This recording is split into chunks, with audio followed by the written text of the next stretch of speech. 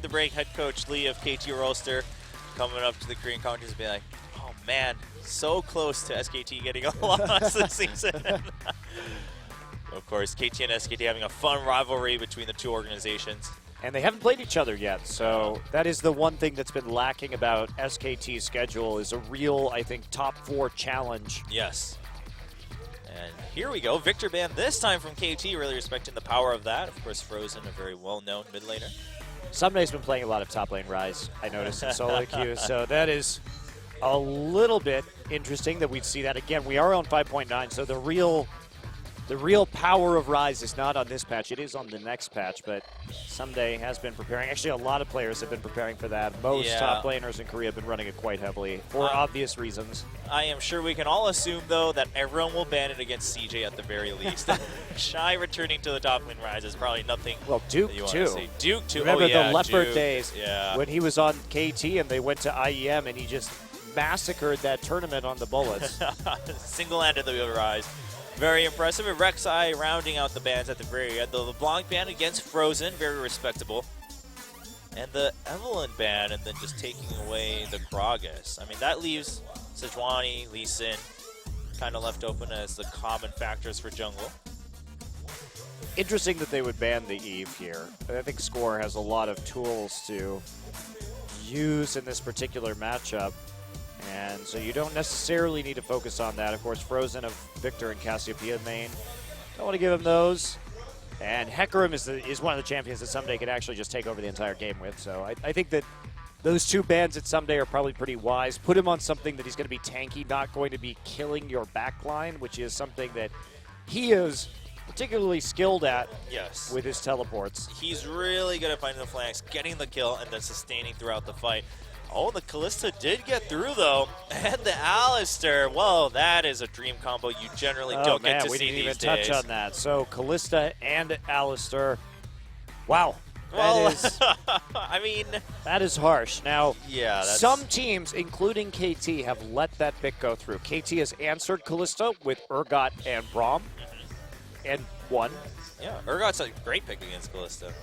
We've seen Samsung give up that Kalista and play the Varus and the Nami into it to shut it down. Now, they didn't win that game, but they were very close to winning that game against Jennair. Yeah. And they arguably should have won that game against Jennair. I would think so. I think many would agree with that statement. But, yeah, I mean, again, Kalista, the thing is, Kalista has a very obvious weakness. It's just that if you're super skilled with your micro control, then you can kind of dodge around that weakness. But if your team is super good, it's always that nice balance between individual mechanical skill and then team coordination. Who's going to trump who in that matchup? And the kill pressure is just so high on that champion. So it will be Rumble and Thresh, the Ignar special. Yeah. Of course, the Alistair helps a lot by the Kalista side, so that's another threat to be aware of. I mean, you could be locked up forever with the double knockup post level 6. And now hovering over the Lee Sin, that wouldn't be too surprising. Score also one of the few junglers who still look to the Lee Sin here and there. And especially when you're going to have Alistair Kalista, that Lee Sin can provide a lot of kill pressure, but no, Maokai will be selected instead, really saving that jungle pick until the very end. And Nagne is a very interesting player this year because there's not a lot of hype around this guy, but really, he has been so good, not only this season, but for pretty much the entirety of last season as well. Yes. Even when everything was going so badly for KT, most of that was on Arrow, Hachani, and Someday. Score and Nagne were working very well. Nagne's teamfight positioning was good. His picks were good. He had a lot of... He's not the flashiest mid laner, but he's a mid laner who does his job extremely well. Yeah, I mean, Nagne, there was so much hype around him in the beginning. He got a solo kill against Faker at Worlds in Season 3, and then he just kind of fell off the map after making some too many risky plays, and now he's here as that consistent mid laner. And there's the Vayne Varus combo that I loathe so dearly. Oh, the KT special. This was actually played in China today. Whoa. It was actually played in top lane in Europe, and then it was played in the jungle in China today. Well, you know, a lot of people talk about, in the professional scene, especially in high solo queue ranks, you know, about how Nocturne still has his powers. Nocturne's great against Varus, but that will be the Sejuani switch over at the last second. I do think that's a little safer. The Nocturne Basically, forces you to just make risks. you just fly in on the Varus, and then he tries to chain of corruption to you, and you spell shield it. And then what does he do? The answer is he dies. Well, it is going to be that Varus in mid lane for Frozen. Meanwhile, Sejuani being chosen for Score in the jungle. So really, really sturdy front line for KT Rolster. Alistar, Sejuani, and Maokai. Sejuani's still a good pick, and a much safer pick than Nocturne, too. I love watching Nocturne, but the engage from Sejuani at that range, and not a lot of movement abilities here on this composition. KT, again, drafting a real powerhouse of a comp in this meta. How do they keep getting away with this, Chobra?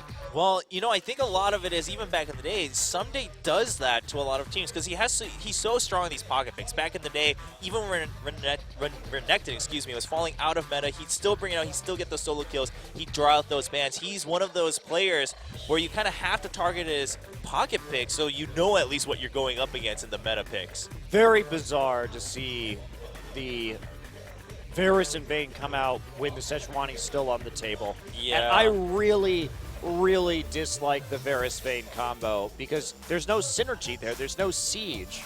Yeah, I mean, they kind of do separate things. I mean, sure, Varus' ultimate can help block people up. And oh, man. Just think about this comp with Azir instead. I'm dying, Chobra. Well, we'll find out as we jump right into game number 1.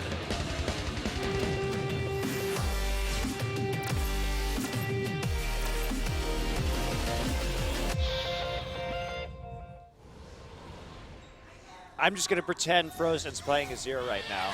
I'll close my eyes. When I open them, it'll be Azir. It's not Azir still. He's got some yellow on him. We can still pretend until he uses his first skill. I think this is a great champion for Frozen, though. Another Xerath player like GBM, very accurate in terms of long-range skill shots. I just want them to play Corki or play Azir here instead, depending on where they want to go. Yeah, and also Varus' Chains of Corruption and Gragas' Explosive Cask, not really the best synergy there.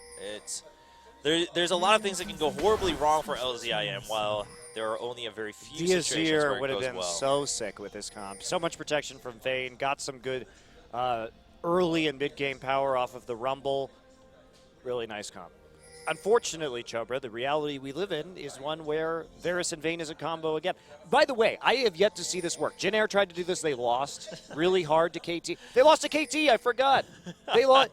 KT already beat this. LZIM here to just prove that Jin Air played it wrong. Meanwhile, KT just doing some review on how to win against this composition. Also, it's been played in China, and I'm pretty sure it hasn't won there, had a victory there either. But haven't you heard whatever Faker plays is OP? He only plays the most OP champions. I mean, Varus mid. I played Varus mid the day Faker brought it out, and I won. You dirty bastard. You're one of those people. Hey, man, carried the team 14-3-6. Can't complain after that. But either way, I mean, the laning will be quiet. But again, it's when the ganks come in and, oh, look at this. Fixer just hanging out in the enemy jungle. Taking a little bit of a flame spitter to the face. And Tucson just trying to wait until the Alistar leaves. I'm pretty sure IM is happy they don't have to deal with a 2v2. We did see the lane swap come in while I was busy complaining about Varus. And here we go. Fixer goes a little too deep, actually. Tucson baiting that out. And there is the Pulverize. And now it's a big delay, though.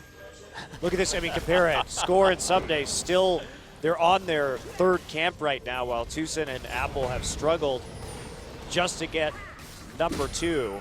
Yeah, I think that's great by Fixer. Just sacrificing his health a little bit. He is Alistar. At level 2, he can get the heal if he needs. Yeah, his Relic Shield, too, so just go walk up there and proc that a couple times. Look at this. Ignar's here to get the experience. That early level 6 at Thresh, really going to help. Got to get that box for the Kalista. Yeah, Someday just continuing following right here. Happy where he is. Apple now in lane, still only level 1. Wonder what they're going to do with this. Looks like we're just going to see the recall and the TP. Not a lot of threat from Vayne early, so you can absolutely just go down there if you're Someday. Yeah. Break the freeze. Might as well go do that as you are at level 2. Should have enough skills to deal with that little problem down in the bottom lane. And look at that. The helper squad coming through as well. Sejuani and Alistair are going to be joining, and Arrow left all by himself up in the top side. Nagne with some early pressure down here, and you know, we just haven't seen this Cassiopeia Varus lane go very well for Varus. Yeah, it is kind of rough. Again, it's always worth mentioning that Varus doesn't have a long auto attack range. You can poke at range, but you can't do that until you really get your tier. You do that too many times early on, and you're just going to be stuck right at your tower until level 4 or 5. Oh, is it dive time, Chobra? Well, it is a Vayne only at level 3. Ignar's not there. They haven't been spotted. Ignar's pretty sure Roar is dead. Walking up. Now, Ignar's coming down, though. He's making some headway. Tucson is really low, so he can't really help this. Roar just right there. There's a teleport coming in. Somebody decides, hey, we got to back out. Their teammates are coming in. This suddenly turned into a 4v3, and the body slam out to 2 members. Condemned backwards to make sure they pick up 1 kill onto Someday. Fixer has to flash over into nowhere. Another CC chain coming in, and LZIM pick up 2 kills to kick things off. Yeah, it was too late to go for that gank when everyone was already in the bottom side because that teleport coming through meant that they were going to have a big advantage, and now IM showing up, taking this quick dragon here. Wow, really making the best of their advantage right now. Getting quite a bit of a lead from that, already 1,000 gold up. They'll get the first dragon stack. That means they can also get to 5 dragons pretty quickly. And with the poke wars, they'll be able to put out with Varus mid-game. Perfect for their composition. Yeah. They can really pressure this. So Arrow deciding, all right, well, they're all bottom now. I might as well just shove it up, deny all the CS. Score hanging out just to make sure that everything is all fine and quiet. Someday showing up in the top side too, but he decides, all right, I'm going to have to teleport back down to bottom. I need to pick up this experience in CS. Yeah, especially after his lane opponent already grabbing a kill. He's going to have some time, though, especially because he's not going to be in that 2v2. Even so, even with that kill, they don't want the Vayne in the Callista lane, so Apple heads into the top side instead. Yeah, that would be a little bit disastrous. We have Fixer hanging out next to Arrow once again. Just making sure, I mean, now with the early kill and assist that Apple got, should Ignar show up in the top lane, that could end up pretty poorly for Arrow. Nagne's backed off a bit in this mid lane, not pushing it quite so hard anymore. The junglers have been freed up out of dealing with the lane swap situation. Yeah. Playing a bit more conservatively. And Gragas, as you had mentioned, Gragas is really good against Cassiopeia. Anyone who's immobile, really, that body slam is so easy to hit at that point. And just the pink ward being cleared out by Tucson. That should allow them to put down a ward in the river sometime soon so that Roar can feel a little safer next to this Maokai. I mean, after the first couple items, Maokai doesn't have to feel too bad going up against Vayne. Especially with all that CC and your passive getting procced here and there. Yeah, now we are actually going to see a lane swap back in someday. Calling this one as the wave was pushed into the turret. Now he's going to come into lane and pick that up in a little bit. Once it starts to reverse, Nagne and Frozen simply dueling it out. Mid lane right there. Nobody wanting to go back for their tier, particularly early, actually. Yeah, well, you know, for Nagne at the same time, he has quite a bit to gain by staying if the other person also doesn't get their tier, because you can stack up your passive. So you're still doing something pretty actively other than collecting gold. So, you know what, if you can just even out on the tiers, I think Nagne's okay with that. He also has a slight CS lead. He's actually just going to go in and pick up the blue, too. We'll see how he makes use of that. It would be nice to have that tier while you have that blue buff. Someday taking some damage, trying to protect his pink ward. Not going to happen, though. A lot of pink wards actually killed for Someday already. It's been a pretty big investment for him, as you can see. 2 Doran's rings compared to the Shield, Amp Tome, and Ruby Crystal thanks to that kill. But Someday really having to play from behind in this one. And Nagne hits that first spike from the passive. And we'll get a little bit extra AP. Meanwhile, Bilgewater, Cutlass done for Roar, so on point with that kill and assist. Yeah, it's been done for a little bit right now. Arrow had some time to go back and get the BF sword. Roar should have enough money for a couple daggers or a recurve bow, something in that range, at least at the moment. So actually, this lane being pretty even in spite of the kill and assist onto Roar early on now. Oh, a nice hook onto Arrow, and there's the flay backwards lantern out, but they don't get an angle for the condemned. Arrow still a little scared, has to flash out. Maybe a little bit early on that flash right there. Ignar gets the lantern in to set up Roar. And you can see KT a little bit spooked right here. And that is not going to spell good things. Oh, wow. Well, that really hurts for Frozen. And Frozen getting the double tears because he's sad, and then sold one back. How will I represent my sadness right now without being able to talk to my fans? I will go for the item symbolism. Well, I think we need more of that. Pro players who are watching, please. When you're sad, I mean, you can refund it. Do other things too. Find creative ways to express yourself through refunds. There we go. A new meta in League of Legends to spice things up. Are you about to style on your opponent? Buy a Sword of the Occult and then refund it. That's the trash talking that you can do to your fans. Oh, man. That would be pretty good. Double Soul Stealer. Double the stacks. All the AP. Well, Ignar just going to go home as the lane freezes up right here in the middle. Score and Fix are going to show up, though, alongside Arrow, and they haven't been seen. Roar all alone right now, and there's the Fates calling, and the knock-up, and the pulverize, and the headbutt back. Hello, Roar, you have nowhere to go. And unfortunately, Score doesn't get the assist, but it doesn't matter because Kalista has now started the pain train with the first kill. Wow, that is such a monumental kill, especially after Roar had just come back into lane with the recurve bow. It's a lot that's going to be denied. No dragon to be taken, but they still close the gold gap to within just a couple of hundred, thanks to especially the CS lead in the middle lane. Yeah. Arrow having a slight one as well, making up for Sunday's deficit up top. So this is all of a sudden become a very close game again after a failed dive and the lack of respect for that teleport in the top side.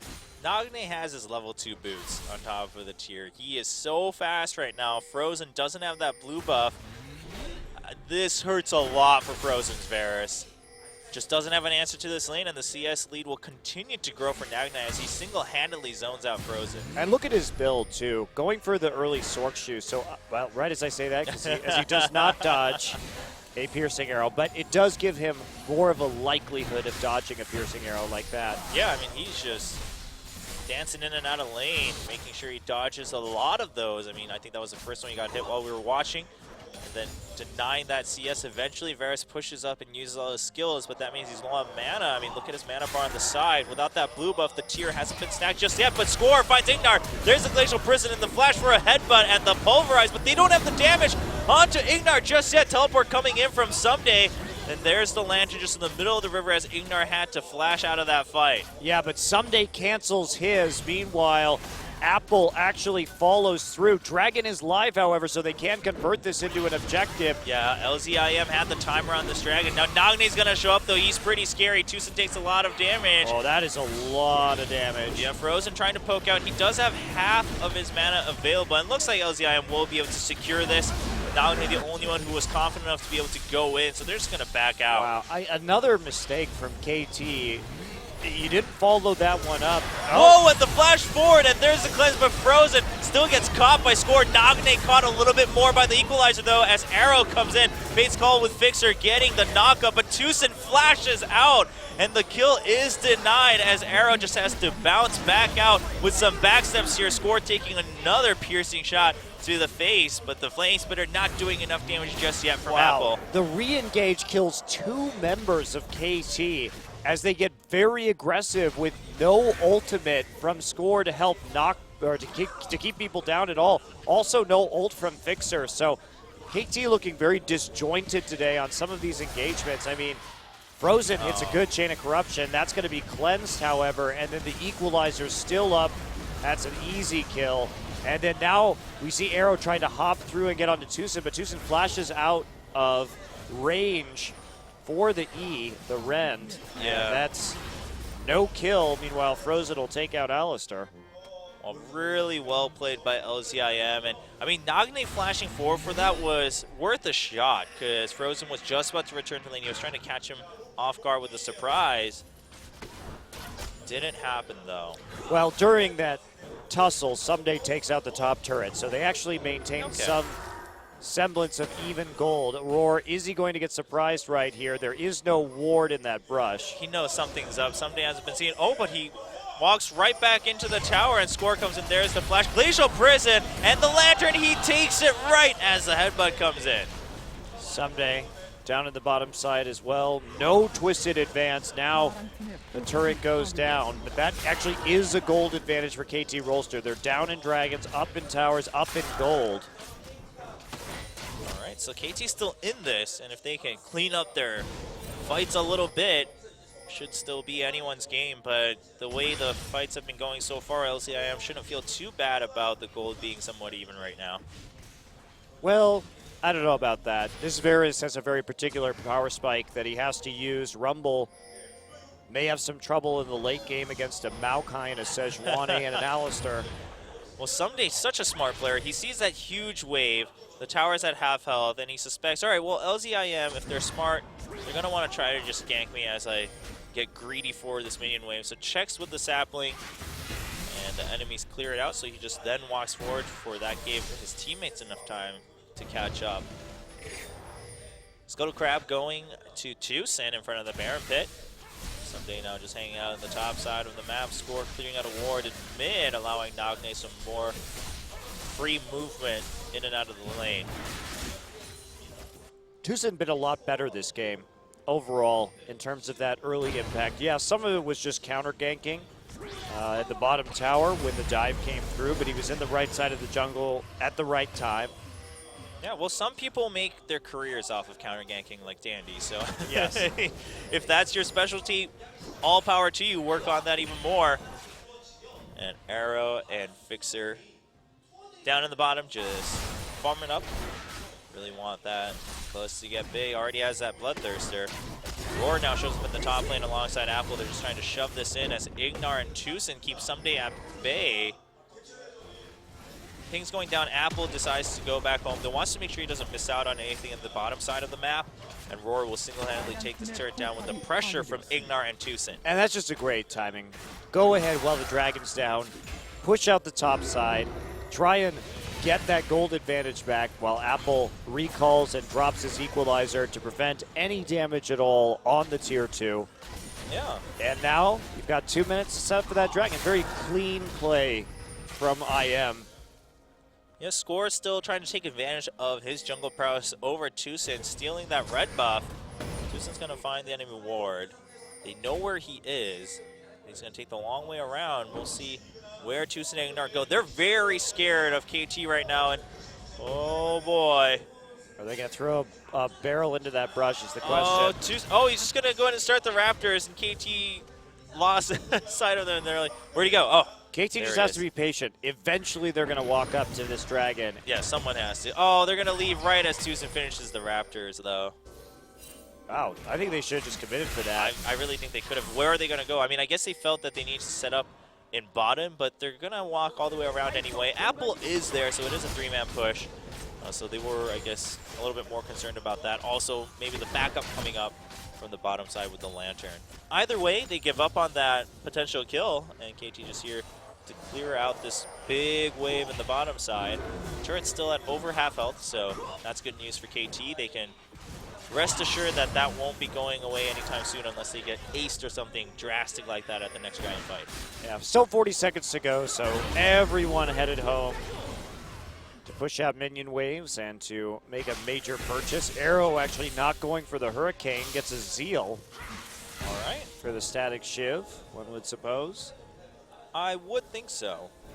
I mean, sure, you have the Cassiopeia, but I think you want the immediate wave clear here. Yes. You're looking just to get over the Varus power spike, and then you're going to be in good shape as a team. So get the static shift, make sure they can't take too many towers, and work from there. Meanwhile, everyone fanned out except for Apple right now. Apple's TP available. Now Maokai, he wants to make a play, or at least to start this dragon and then TP back up into the top side if he has to. Yeah, meanwhile, Apple choosing to farm first, teleport after into the fight. Somebody's already here, just helping get some vision with the saplings too, and also just distracting LZIM a little bit. Now, you do have Kalista for KT, so that's some extra objective power.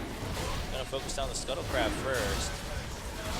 And they're just going to start to take that dragon. Nagne here on the side. He actually gets caught by the Destinus. There's the flay. Yes, he uses cleanse immediately to flash out, but Roar is hungry for the kill. There's an Roar thought he dodged the petrifying gaze, but Nagne waiting 1 second. Meanwhile, KT Someday getting burned down by that flame spitter. What happened here? You have to use the glacial prison to run away, and Arrow just simply cannot do anything. Frozen with the double kill on the piercing arrow, using Fate's Call to help Fixer escape, but he's not going to go any further as Roar gets the condemn, picks up the kill, retreats, and LZIM talking about the power spike. Here it is. Yeah, well, it's not even that bad yet, Joe, but it's going to get worse with this Varus because the Muramana isn't completed yet, neither is the Last Whisper. So they're not even really at maximum power, but KT, they lost so hard in the early game and they made so many mistakes that there's already 3 dragons down before 20 minutes. And that means they sort of have to fight some of these engagements. And that's perfect for LZIM here. Yeah, Nagne got a little greedy with the harass. And I love him faking out Roar here, though, because he turns around to put down the poison, which prompts him to turn back. And so he actually does mind game a little bit with those abilities. But in the meantime, the Equalizer has already owned the rest of his team. And one snipe for not only a double kill, but a huge chunk out of Arrow as well. Yeah, and Fixer sacrificing himself to allow Arrow to escape. Also a really good Equalizer from Apple across the entrance to the Dragon Pit. That forced them to take some damage as he retreated. Somebody was still caught taking the dragon damage. KT just didn't have an answer for that fight. Yep, and now inching closer to the Last Whisper is Frozen. Oh, man. Yep. Well, all the advantage that Nagne had, stealing that blue buff, having that CS advantage. Sure, you still have the CS advantage, but Frozen can now poke you out since he has his own blue buff this time around. So silly from KT. They just had to play safe in this scenario early on and patiently outscale. Instead, they go for some big plays without enough knowledge. On several occasions, play that risky style, and now it's going to be very difficult for them to win this one as IM's composition really comes into its own, and this Vayne has been so accelerated this game. Yes. 2-1 and 3 as I played over Ruined King. Already has the Zeal. And a Null Magic Mantle to help with the MR. Most likely going to lead into that QSS as you took Summer Heal for the Vayne.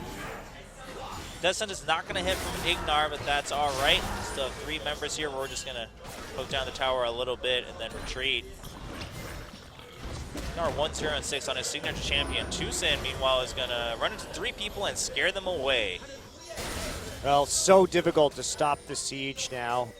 At least they can 4-1 with this Vayne pretty effectively, considering how far along the Vayne is this early in the game. She should be able to outduel someone. In fact, they really should send her into the Maokai lane right now and have her sort of deal with Someday. Oh, she was porting back, but they decided to go for the red buff as Apple goes up to the top lane, just going to soak up that XP and gold. So for now, Apple will clear out the top lane, but where will Vayne go afterwards? We'll see if they swap positions out in the top lane, see if Roar can punish Someday a little bit more for being delayed. Someday does have his parts of the Frozen Heart, though. He realized after the Spectre's Cow, he needs to build against this Vayne. And the Varus. And the Varus, and that's extremely important. Well, what is he going to do, though? He doesn't have good engage capability. No Righteous Glory to quickly and efficiently deal with Frozen's Varus.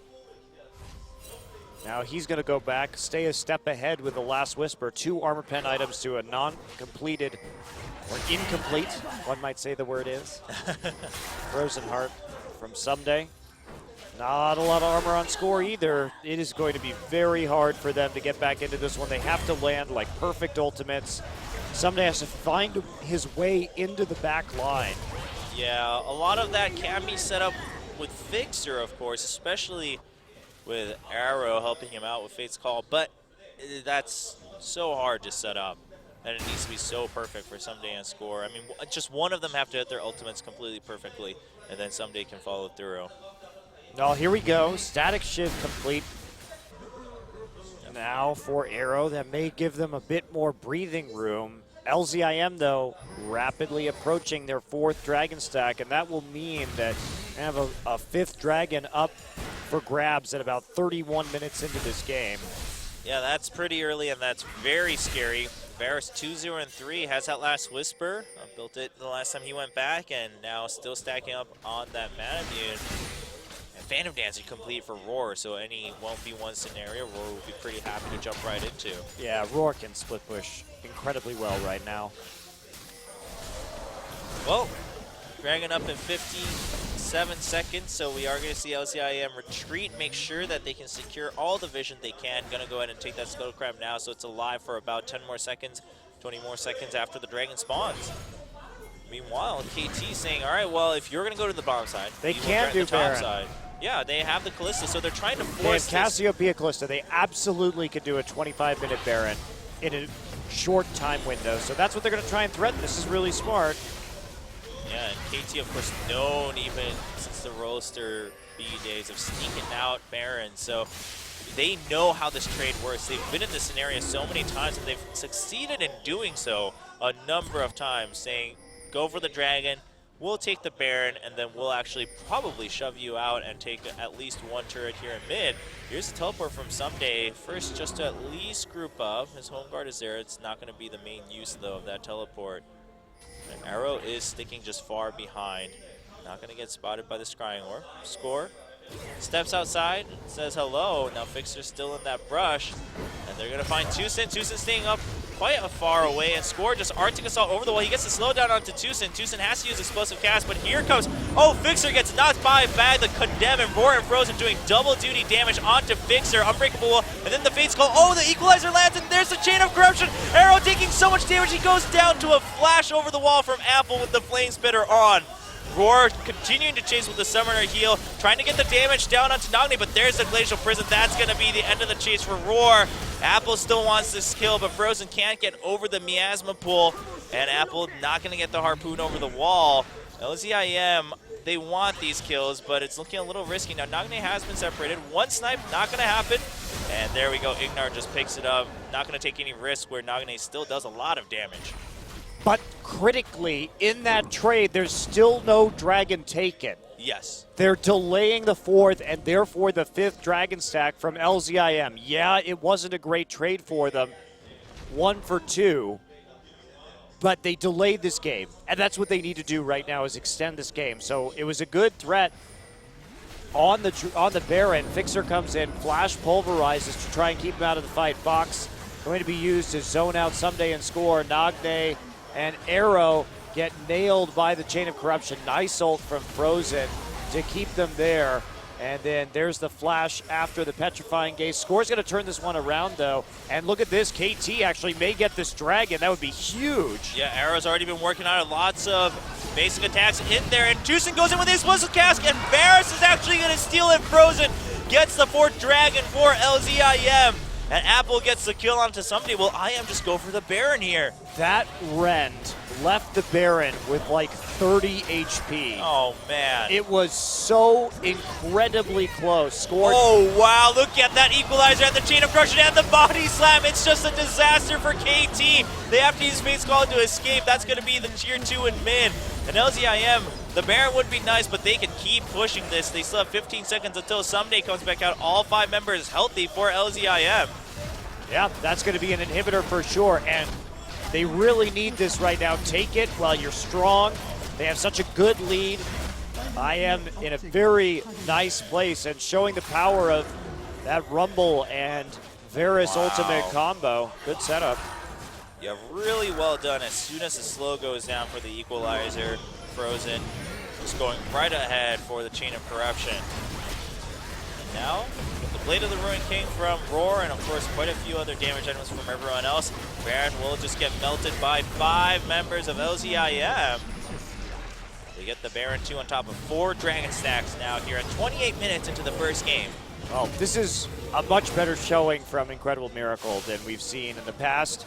Finally actually hitting a power spike pretty well in this game, pushing their advantage more decisively and controlling objectives instead of just idly wandering around the map, not knowing what to go for. Yeah, I mean, 307 score for Frozen. And sure, Roar's died 2 times, but 2 and 4 in terms of kills and assists, and he's been doing a lot.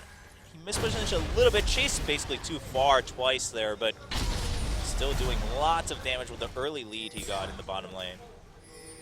Comes Roar. Nobody really going to be able to deal with him at this stage. Yeah, not 1v1 at the very least, and actually it's going to be a 5v1 against Score if he doesn't watch out.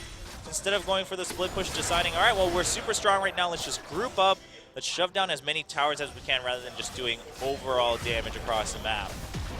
I like this from LCIM. The towers melt so quickly with both Varus and Roar. Nagne trying to get some damage down to Tucson, but he's got to watch out. LCIM could jump into the fight at any second with the explosive cast, with the equalizer, with a death sentence. Now Arrow does have his ultimate, so if they really need to, LCIM can force, or rather KT can force him off the tower, but Arrow has to flash out. The equalizer comes in, there's an explosive cast, and actually knocks him out of the piercing arrow from Frozen, but either way, they are going to send Arrow all the way back to base, get this second inhibitor. Yeah, it doesn't really matter if you kill him at that point. You just have to force your way through the objective. Now you've got your sights set on that inhibitor number 3. No dragon for another couple of minutes, so you might as well take tier 2 if you can. Minion wave is not really pushed to your advantage, so it may take a little bit. Yeah, they're going to have to actually go back quite far to make sure that the minions catch up to with that Baron buff. So KT should have time to regroup around the top tier 2 turret, but they are losing a lot in their jungle. And look at this, Phage coming out for Roar. Yeah, I'm not sure if that's going to be a Trinity Force or a Black Cleaver. Yeah, it could be either or, especially with the new Cleaver. Could work out well. Of course, now and then we've seen the Trinity Force come out in Vayne's in the old days.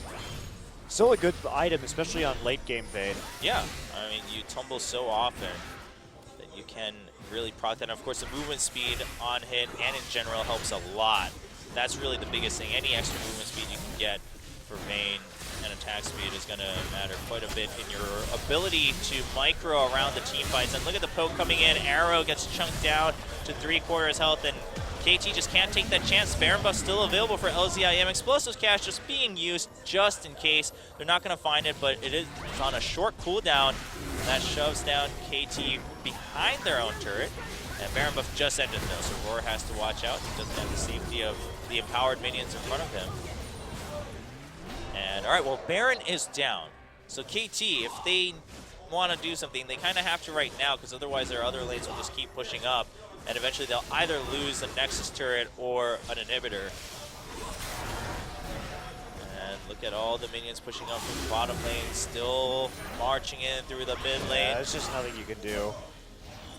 Now, both Varus and Vayne have relatively shorter auto attack ranges, so it's not as easy for them to go in for one hit each but time. it's just a patient game as the super minions move forward.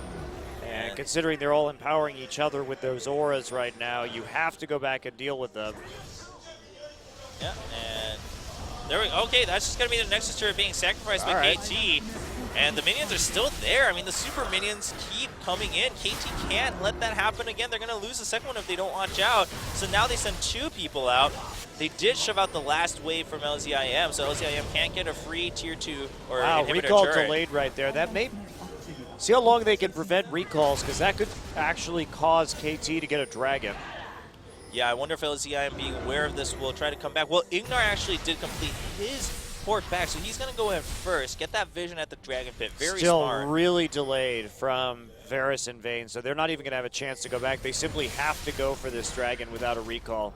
All right, I mean, they were doing quite a bit of damage, but like you said, they are missing out on optimizing their goal. Nice death sentence over the wall, and there's the chain of corruption. They're not going to get too much damage on Score, but he has to flash out. That means enemy jungler missing, and that should be the dragon for LZIM, a 5th stack. And look at this. I mean, this is the team a lot of people were expecting to see after their qualifier performance. I was showing up today, although a lot of early game mistakes made by KT. Very true. Really looking not together today. Questionable calls against the composition that LCIM was running, where if you start that snowball, you better be prepared to deal with it. And KT simply weren't, and having this early of a 5th dragon, it pretty much all went right for IM. And to their credit, they've absolutely pushed that advantage. Well, right. I mean, this is we talked about it with Samsung too, but IM had similar problems where they never really found ways to finish, even if they got some really nice early games. Also, they used to lack a lot of the laning power, especially in the top lane with Lilac. That's changed quite a bit, and like you said, they're pressing every advantage they do have, even if it's coming from mistakes of the KT players. Red buff was secured by Arrow with the Rend, and now we will see the inhibitor is back up, so IM can't stand to see that. They want to knock it back down, but Baron is up in 50 seconds. So IM has to be careful on how much they commit to this. Death Sentence missing for now. Be back up in about 7 seconds. Meanwhile, a flash body slam onto Arrow. They really want to keep that Kalista locked down, but I think Tusin's taking a little bit more damage than he expected to. Roar, meanwhile, is now free to do damage. Flashes forward, gets not the kill onto Arrow just yet. Tusin chasing after. There it is, the damage over time from the red buff. A double kill for Roar, and 4 members down. Meanwhile, as Apple picked up a double kill on the bottom side of the screen, and that's going to be a 35-minute game in favor of LCIM. Well, a surprising upset in our first game of this series. Wow. IM looking a lot stronger than we had suspected previously. Can they hold it out through the rest of this best of 3? KT needs to really shore up their early game, not play in such a cavalier manner against this IM squad that was very punishing to their mistakes. Yeah, 3-0-10 for Frozen and Varus, 1-0-13 for Tusin in the jungle. Tusin did step it up quite a bit compared to his previous games, was a little bit more aggressive and just much more present around the map. Yeah, much more present is really, I think, the big factor there.